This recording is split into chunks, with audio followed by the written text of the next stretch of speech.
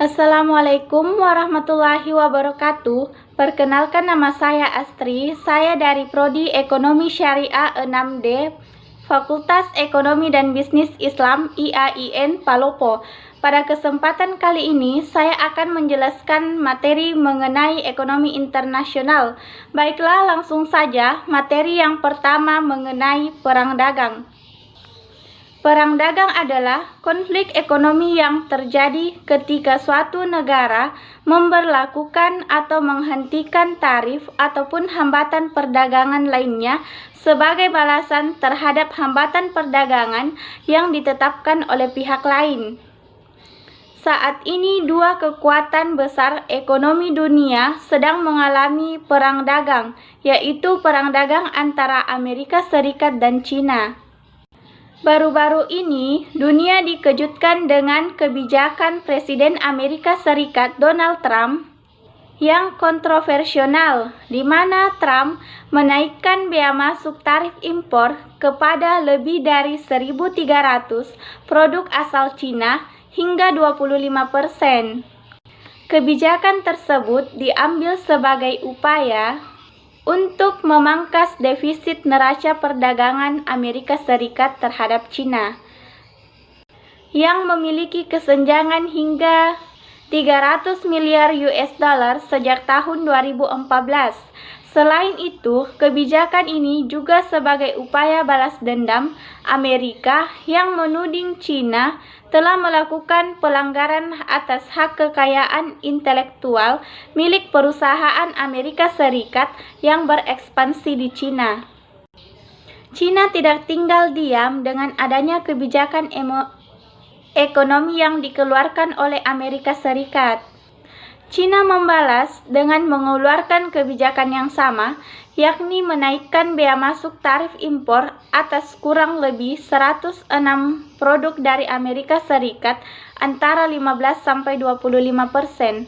Kebijakan kedua negara yang memiliki kekuatan ekonomi ini berpotensi untuk memicu terjadinya perang dagang. Perang menunjukkan adanya permusuhan atau ketegangan di antara kedua belah pihak.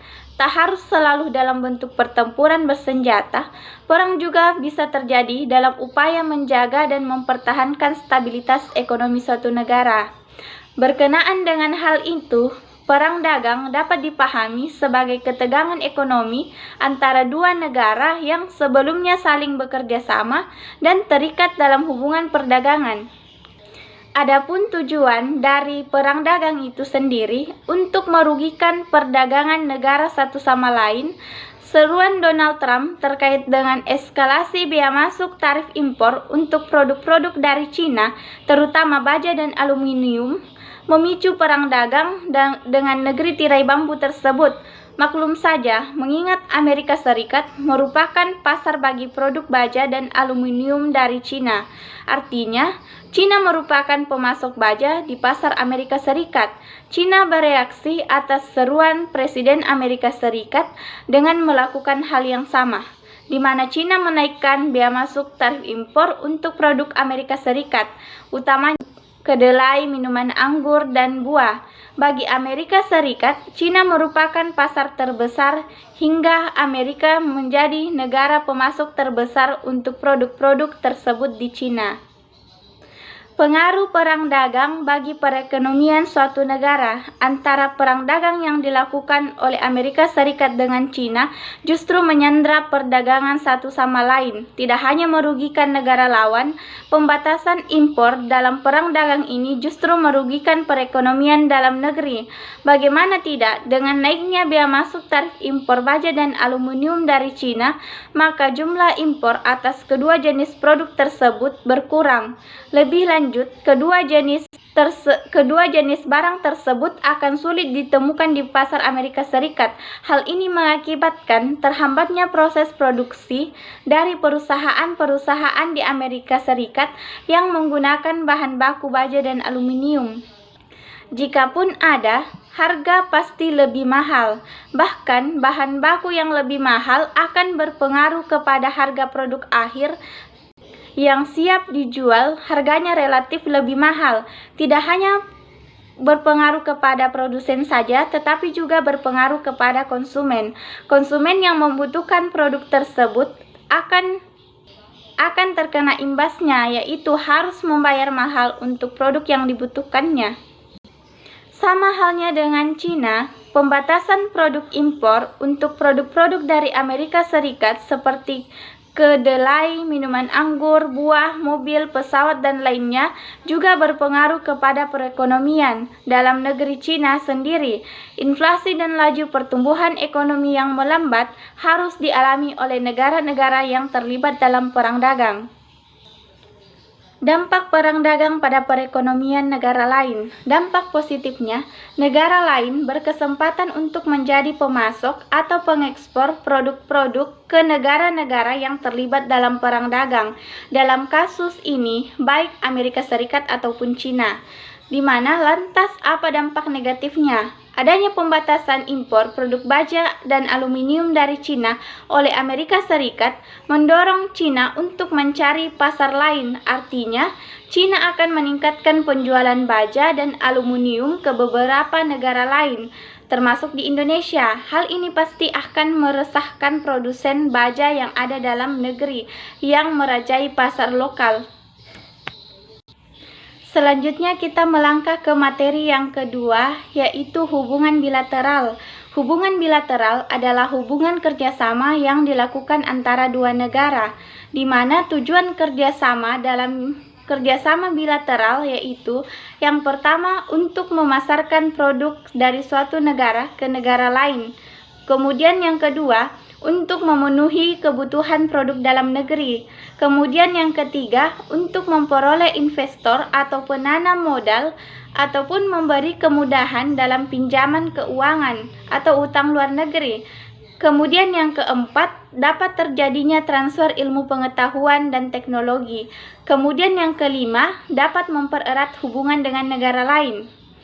Kerjasama internasional dalam bentuk bilateral dapat dilakukan di berbagai bidang, tergantung dari kebijakan pemerintah negara itu sendiri, baik itu dalam bidang ekonomi, bidang politik, militer, teknologi, sosial, budaya. Kerjasama dalam bidang-bidang tersebut saya jelaskan lebih rinci. Yang pertama, kerjasama dalam bidang ekonomi. Contohnya seperti perdagangan ekspor dan impor ataupun dalam pinjaman keuangan. Kemudian yang kedua, kerjasama di bidang politik, seperti kunjungan kepala negara ke luar negeri, pengiriman duta dan konsulat. Kemudian yang ketiga, kerjasama dalam bidang militer, seperti diadakannya latihan bersama angkatan bersenjata. Kemudian yang keempat, kerjasama dalam bidang teknologi, seperti pengerjaan proyek dengan teknologi baru yang berasal dari luar negeri.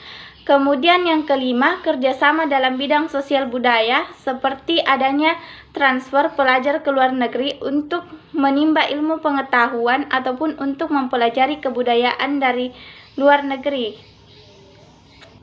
Dan masih banyak bidang-bidang lain yang dilakukan oleh negara-negara dalam kerjasama internasional. Beberapa contoh hubungan bilateral yang dilakukan oleh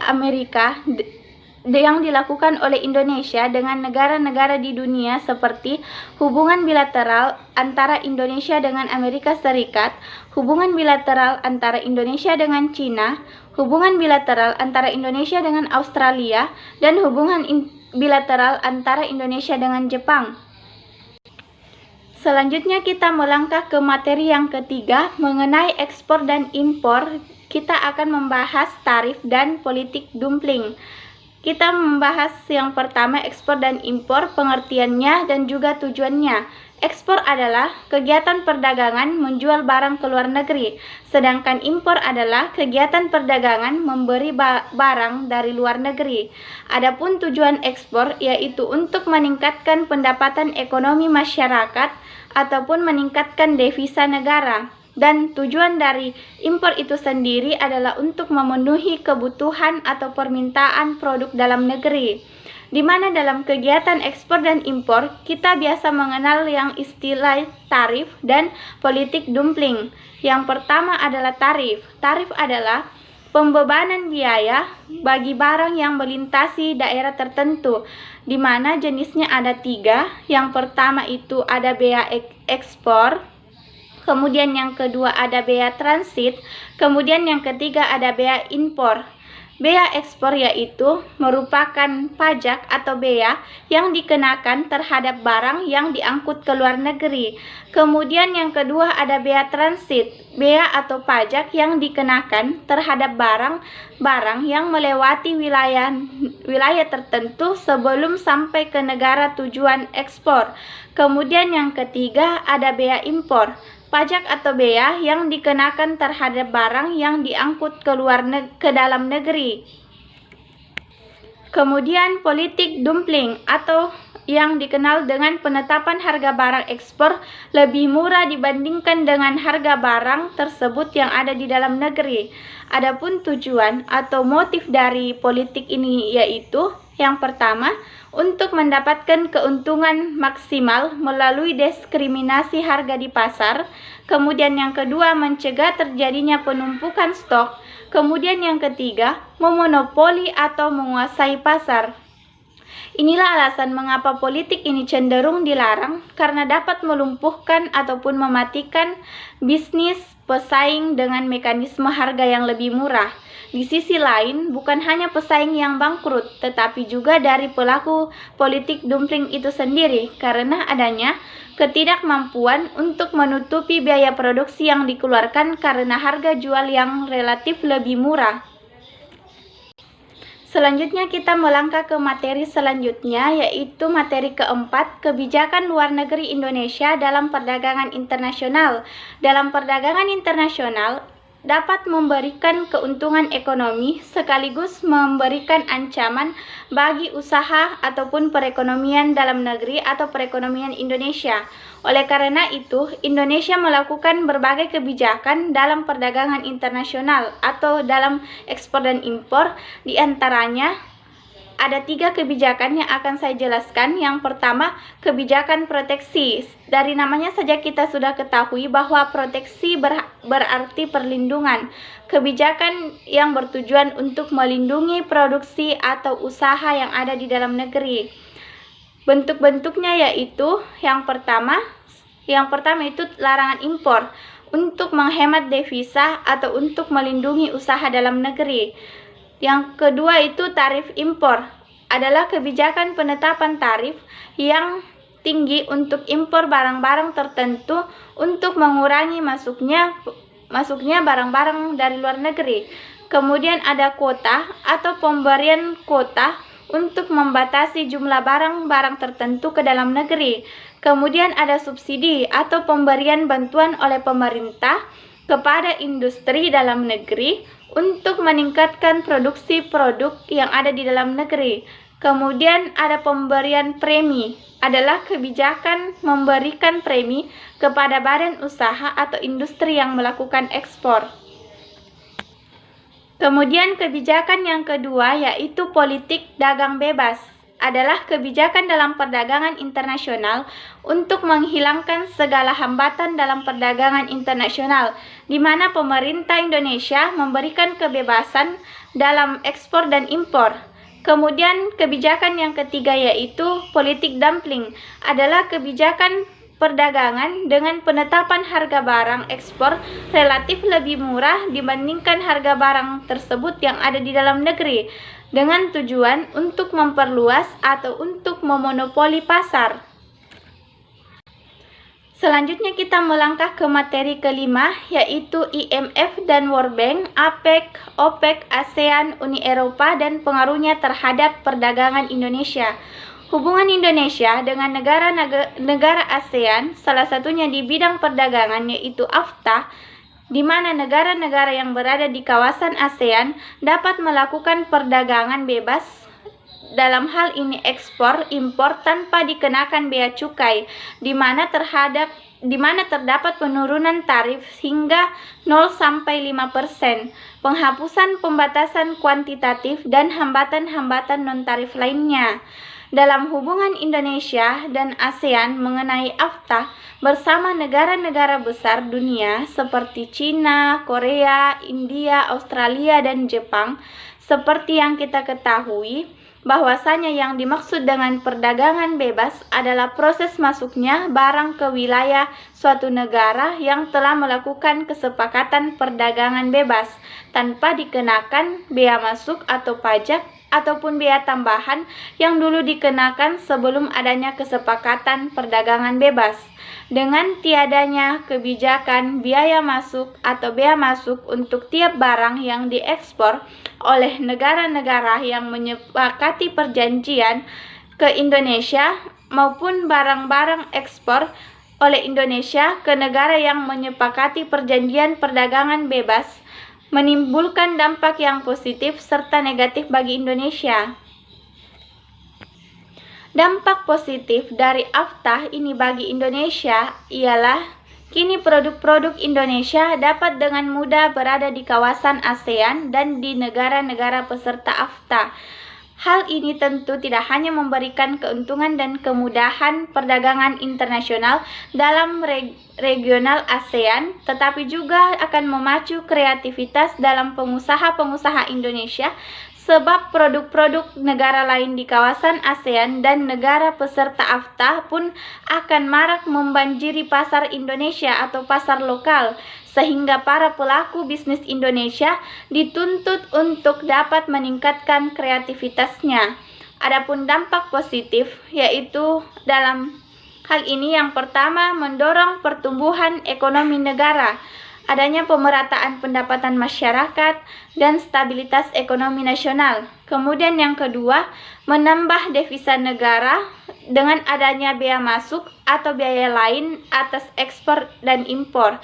Kemudian yang ketiga, mendorong kemajuan ilmu pengetahuan dan teknologi di dalam negeri, terutama dalam bidang sektor industri dan munculnya teknologi baru yang dapat membantu dan memproduksi barang lebih banyak dengan waktu yang lebih singkat.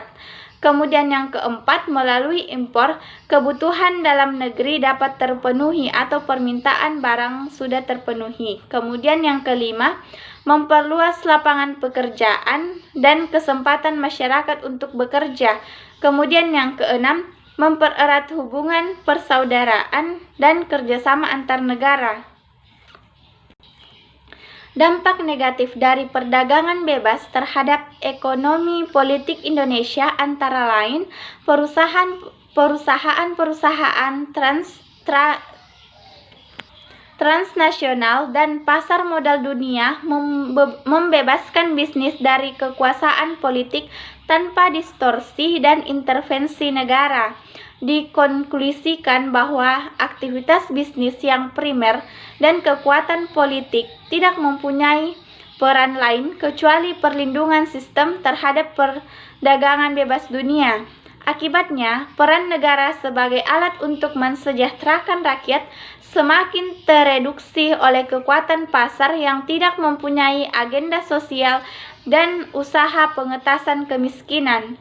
Kondisi ini berimplikasi terhadap relasi sosial yang selalu diukur dari pendekatan dan solusi pasar, serta prinsip ekonomi pasar yang juga dijadikan tolak ukur untuk mengevaluasi berbagai kebijakan, yang selanjutnya akan melahirkan arogansi kekuatan kapital dan negara berperan sebagai tukang stempel bagi mereka, yang mana dalam hal ini akumulasi modal menjadi persyaratan isi material kelembagaan negara. Sementara itu, hambatan yang dihadapi oleh Indonesia dalam AFTA yakni banyak anggapan bahwa AFTA hanya menghasilkan persaingan yang tidak seimbang bagi negara anggota ASEAN itu sendiri. Dengan adanya penurunan tarif barang bagi barang yang masuk dari negara anggota ASEAN menimbulkan kerugian. Ketidaksiapan pasar industri lokal juga menjadi kendala bagi berjalannya AFTA dan penetapan penurunan tarif. Selanjutnya kita melangkah ke materi yang keenam, yaitu wajah Indonesia di mata dunia dari segi ekonomi. Berikut ini berbagai kegiatan ekonomi yang tumbuh dan berkembang di masyarakat Indonesia. Yang pertama dari sektor pertanian. Sebagai negara kepulauan yang memiliki wilayah yang luas, Indonesia adalah negara yang dianugerahi oleh kekayaan alam yang tidak akan pernah habis, yang menjadi salah satu sumber ekspor Indonesia seperti rempah-rempah. Kemudian yang kedua dari sektor perkebunan. Usaha perkebunan dapat dilakukan baik itu oleh perorangan ataupun oleh perusahaan dan milik pemerintah, di mana usaha perkebunan yang dilakukan oleh pemerintah dikelola oleh PT Perkebunan (PTP) dan biasanya dalam jumlah yang cukup luas, di mana hasil perkebunan ini contohnya seperti teh, kopi, cengkeh, tembakau, karet, kelapa sawit, coklat, dan sebagainya yang dapat dijadikan sebagai komoditas ekspor. Kemudian yang ketiga dari sektor perikanan. Indonesia merupakan salah satu negara maritim yang sebagian besar wilayahnya merupakan perairan laut dengan potensi sumber daya laut yang sangat besar, banyak hasil laut yang bernilai ekonomi terutama perikanan. Kemudian yang keempat dari sektor peternakan.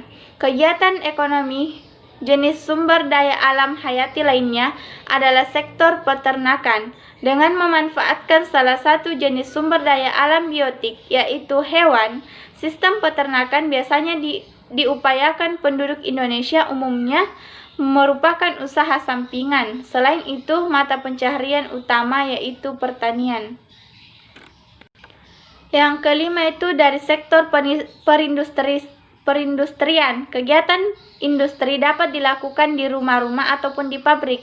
Kegiatan industri yang dilakukan di rumah disebut sebagai industri rumah tangga. Contohnya, industri rumah tangga misalnya anyaman bambu, anyaman rotan, batik, mebel, perhiasan, bordir, dan konveksi. Industri yang dilakukan pabrik umumnya menggunakan mesin yang lebih canggih atau modern. Contoh industri yang besar, misalnya industri pesawat terbang, industri semen, industri kendaraan bermotor, industri kertas, industri elektronika, industri tekstil, dan sebagainya. Dan bisa juga dijadikan sebagai sumber ekspor bagi Indonesia. Kemudian dari sektor pertambangan. Pertambangan merupakan kegiatan pengelolaan atau pemanfaatan bahan galian ataupun kekayaan alam, di mana meliputi observasi, eksplorasi, dan penambangan berbagai macam mineral ataupun barang tambang yang biasanya terkandung di dalam litosfer ataupun di permukaan bumi, di mana negara Indonesia juga terkenal sebagai salah satu negara yang kaya dengan hasil tambang. Barang-barang tambang disiapkan menjadi bahan baku industri ataupun untuk menjadi ekspor. Barang-barang tambang berupa logam, minyak bumi, gas bumi merupakan hasil tambang andalan. Kita memiliki banyak tambang, misalnya tambang minyak, tambang batu bara, tambang emas dan perak, biji besi, dan lainnya yang digunakan atau dikelola oleh pemerintah ataupun perusahaan asing yang nantinya keuntungannya akan digunakan atau dimasukkan pemerintah ke dalam APBN sebagai sumber pendapatan negara. Kemudian dari sektor pariwisata, Indonesia adalah negara kepulauan yang memiliki iklim tropis, di mana Indonesia merupakan negara yang kaya akan kekayaan alam dan pemandangan yang indah, baik itu di darat ataupun di laut. Indonesia juga kaya akan keanekaragaman suku dari Sabang hingga Merauke, dengan budaya yang berbeda-beda dan memiliki ciri khasnya masing-masing. Indonesia menjadi tempat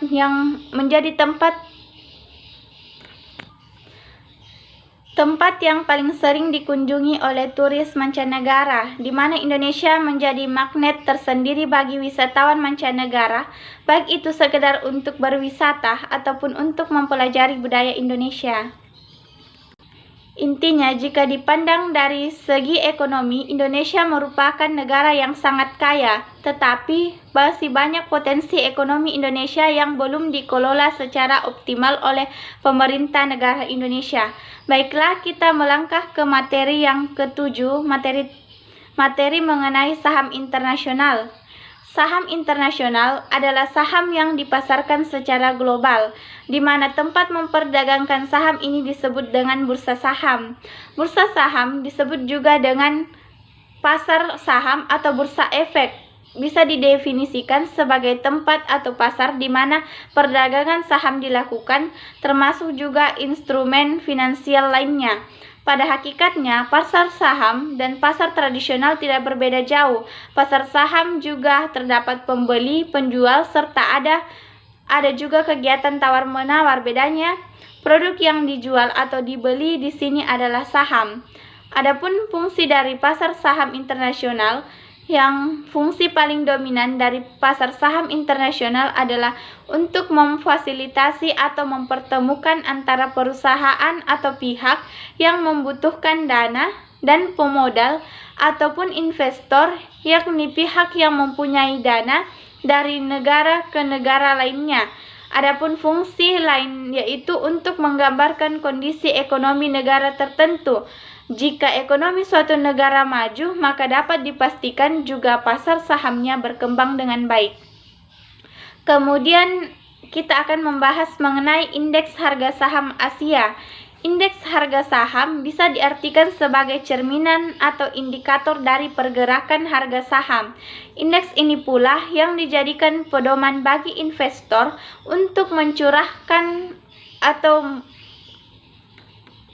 menanamkan modal atau berinvestasi di pasar modal, lebih khususnya bagi saham di Asia sendiri, di mana terdapat beberapa indeks saham yang terkenal.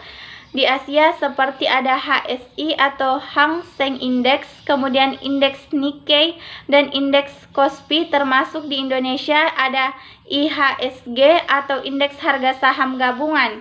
Dalam perkembangan bursa saham Asia selama ini mengalami naik turun dan anjloknya harga indeks saham di berbagai negara Asia.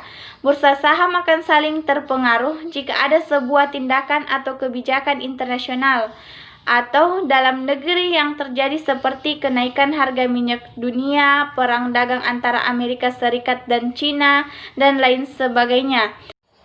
Apalagi di masa pandemi COVID-19 mengakibatkan bursa efek di Asia mengalami anjlok. Seperti pada tanggal 12 Mei 2020 lalu, IHSG melemah bahkan terburuk dari bursa saham yang ada di Asia, di mana hal ini disebabkan karena terseretnya saham-saham negara Asia lain. Bahkan sampai Jumat 12 Juni 2020, bursa Asia masih rendah. Namun patut kita analisis dan ingat bahwa perkembangan bursa saham akan selalu fluktuatif setiap harinya. Jadi hitungan detik saja banyak hal yang bisa berubah dalam bursa saham tergantung kebijakan dan kondisi pasar global. Kita melangkah ke materi yang ke-8, dampak kebijakan obor terhadap Indonesia.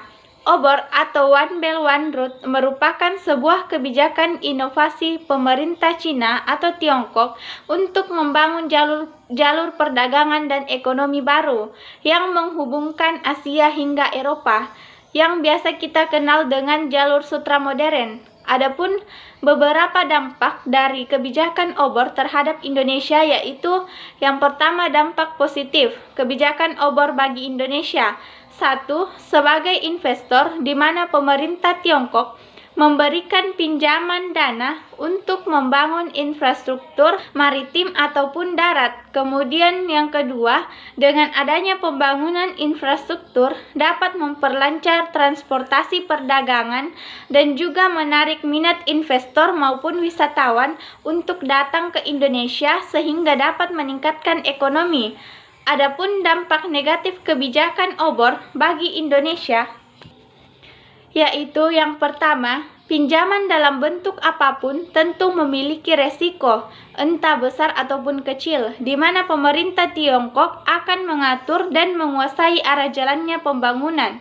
Bentuk syarat yang diajukan oleh pemerintah Tiongkok berupa adanya penggunaan tenaga kerja yang berasal dari negaranya dan bahan baku proyek yang berasal dari Tiongkok, yang menjadi tantangan bagi persaingan produk lokal dan juga persaingan tenaga kerja lokal. Kemudian yang kedua, dengan pembangunan infrastruktur ataupun proyek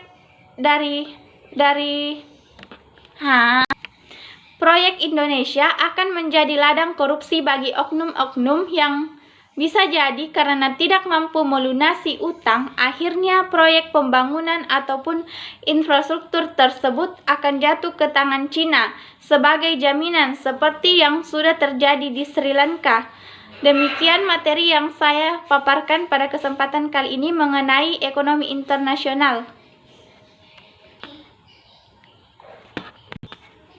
Wassalamualaikum warahmatullahi wabarakatuh.